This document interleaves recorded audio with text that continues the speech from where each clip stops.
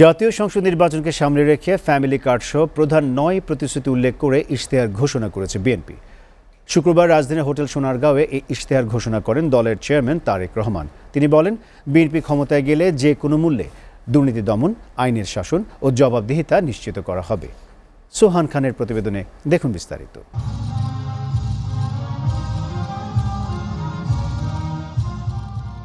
ত্রয়োদশ জাতীয় সংসদ নির্বাচন উপলক্ষে হোটেল সোনারগাঁওয়ের বলরুমে ইশতেহার ঘোষণা অনুষ্ঠানের আয়োজন করে বিএনপির কেন্দ্রীয় নির্বাচনী পরিচালনা কমিটি। ফ্যাসিবাদী কাঠামো থেকে উত্তরণ ও রাষ্ট্র ব্যবস্থার সংস্কার, জনগণের প্রত্যাশা পূরণে জুলাই পরবর্তী আগামীর দেশ বিনির্মাণে রাষ্ট্র ব্যবস্থার সংস্কার সহ 5টি ভাগে ইশতেহার তুলে ধরেন তারেক রহমান।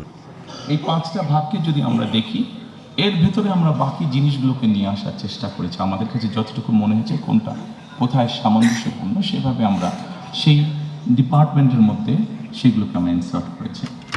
প্রথমে আমরা যেটি বলেছি রাষ্ট্র ব্যবস্থার সংস্কার, দ্বিতীয়ত আমরা বলেছি বৈষম্যহীন আর্থসামাজিক উন্নয়ন ও টেকসই রাষ্ট্রীয় সক্ষমতা অর্জন, তৃতীয়ত আমরা বলেছি ভঙ্গুর অর্থনীতির পুনর্গঠন ও পুনরুদ্ধার। আমরা যদি বিগত 16-17 বছরে যা হয়েছে আমরা দেখেছি, খুব সহজে আমরা একটি কথা বলতে পারবো, যেহেতু ভোটই ছিল না, দেশের নির্বাচন ব্যবস্থাই ছিল না, ফলে জবাবদিহিতাও ছিল না, এবং জবাবদিহিতা ছিল না বলেই আমরা অপশাসন দেখেছি, জবাবদিহিতা ছিল না বলেই আমরা দুর্নীতি দেখেছি। ফ্যামিলি, শিক্ষা, স্বাস্থ্য, কৃষি কার্ড সহ নির্বাচিত হলে নাগরিকদের এক গুচ্ছ প্রতিশ্রুতি দিয়েছেন বিএনপির চেয়ারম্যান তারেক রহমান। সবচেয়ে বেশি প্রাধান্য দেওয়া হবে আইনের শাসন, জবাবদিহিতা নিশ্চিতের অঙ্গীকার। দুর্নীতি, আইনের শাসন এবং জবাবদিহিতা, আমরা যদি এই তিনটির ব্যাপারে